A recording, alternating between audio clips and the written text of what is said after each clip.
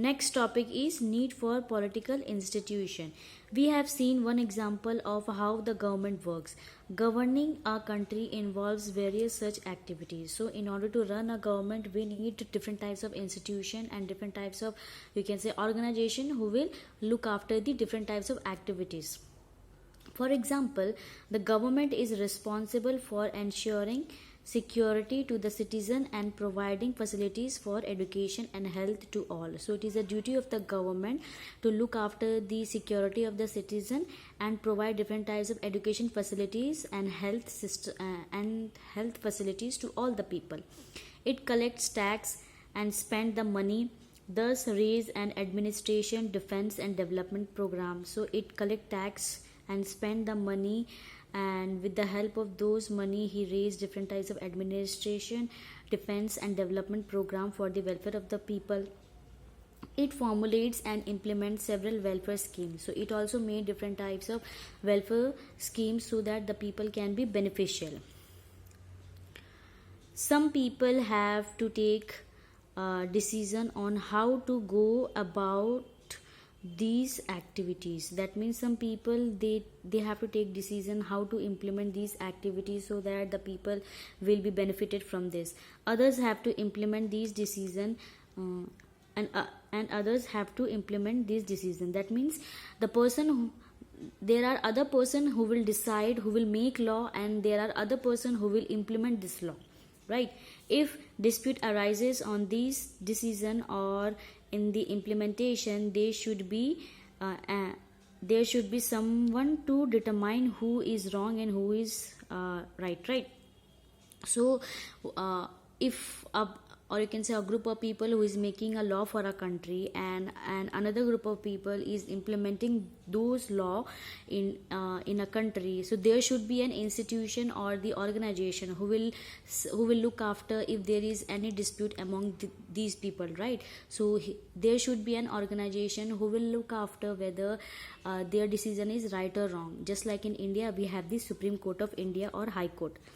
It is important that everyone should know who is responsible for doing what. It is also important that these activities keep taking place even if the persons in key position change. So as in our India, every leaders are changing after 5 years. So with the changing of the leaders, the rules and regulations should also be modified so that the government can make valid rules and regulation for the welfare of the society.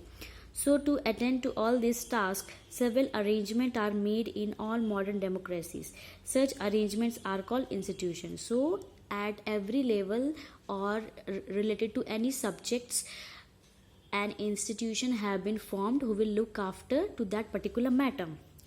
A democracy work well when these institutions perform function assigned to them. So a democracy will work better or well when these institutions will perform their work which are assigned to them.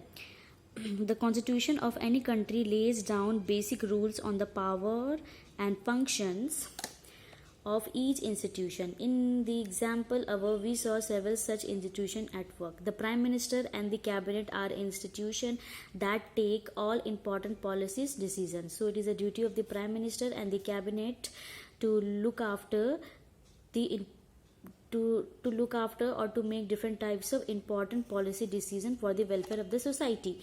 The civil servant working together are responsible for taking steps to implement the minister's decisions. So the civil servant, that means different types of officers such as IAS officer, IPS, IFS. These are the people who are responsible to implement the minister's decision.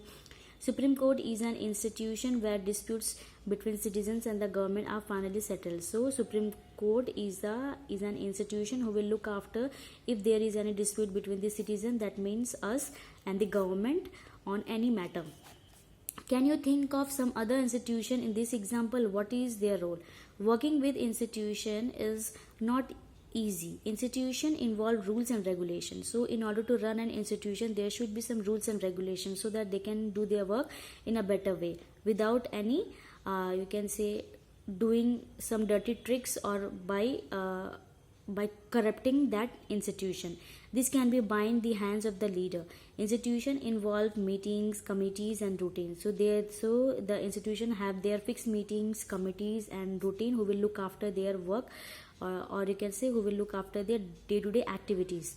These often leads to delay and complication. Therefore, dealing with institution can be frustrating. So as every day their work is checking, and so due to this the decision are delayed, and at the end the decision which are given by this institution are kind of frustrating. One might feel that it is much better to have one person take all decision without any rules, procedure, and meeting, but this is not the spirit of democracy. So in a democracy, no one single leader can make a decision. A decision have to make with all the representatives. But this is some of the delay and complication introduced by the institution are very useful. They provide an opportunity for a wider set of people to be consulted in any decision. Institution make it difficult to have a good decision taken very quickly, but they also make it equally difficult to rush through a bad decision.